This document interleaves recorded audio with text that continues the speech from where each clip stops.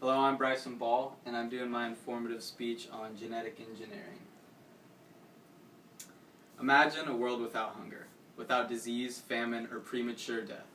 Life expectancy dramatically higher all around the world, and bad health problems just became a chapter in the history textbooks.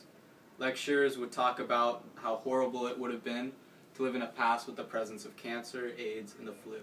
Just as lecturers today talk about a time in the past when the common cold was a death sentence and smallpox was simply an inevitable adolescent phase. ADHD, alcoholism, depression, obesity, and every other genetic predisposition would no longer plague society. All of these seemingly utopian ideals are easily achievable with the science and technology of genetic engineering. Something with so much power creates such controversy on how it should be used, along with its huge potentials, both positive and negative. Every genetic disease can be erased with this new technology.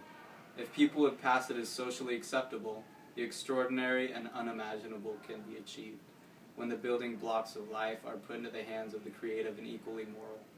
However, the devastating and apocalyptic negative potentials may occur if this powerful technology falls in the hands of the moralist or outright sinister.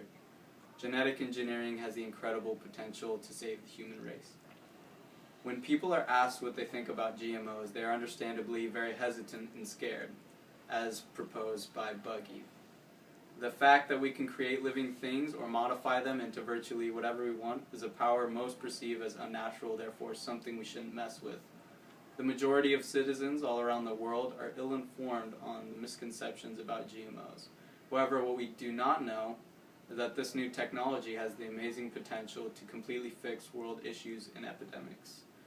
Take, for example, the vitamin A deficiency in undeveloped countries, which is one of the many fixable world issues of genetic engineering. An estimated 250,000 to 500,000 children in developing countries become blind each year due to vitamin A deficiency, and more than half of them within a year of becoming blind are dead, which is Vizina.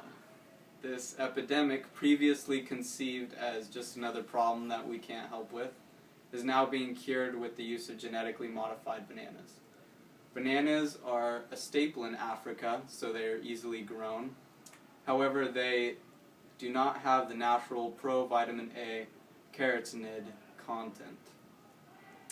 But with the advances of genetically engineered organisms and organizations like Harvest Plus, we have bananas that are packed full of vitamin A, which gives them an orange tint. Another remarkable contribution to society through genetic engineering technology is the modification and upgrade of T cells.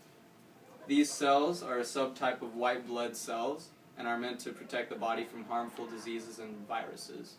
Instead, in natural situations, they are themselves targeted by viruses like HIV and become infected, rendering them not only useless, but even more harmful in the body.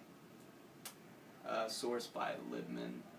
However, with the cell injection nanotechnology that we have today, these cells can become supernatural T cells.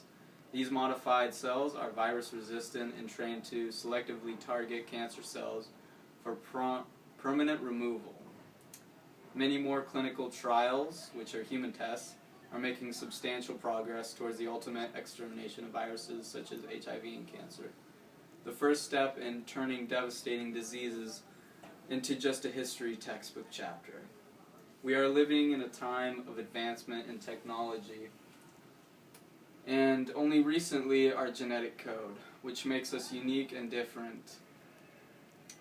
What makes us unique and different is now modifiable and upgradable, like a computer program or a car.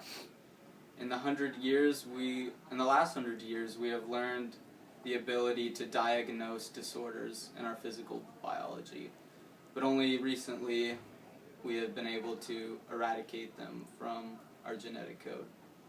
Not only can we fix problems, but we can upgrade our genetic code and ultimately drive our evolution in the direction we want it to. And that is my speech. Nice, bro.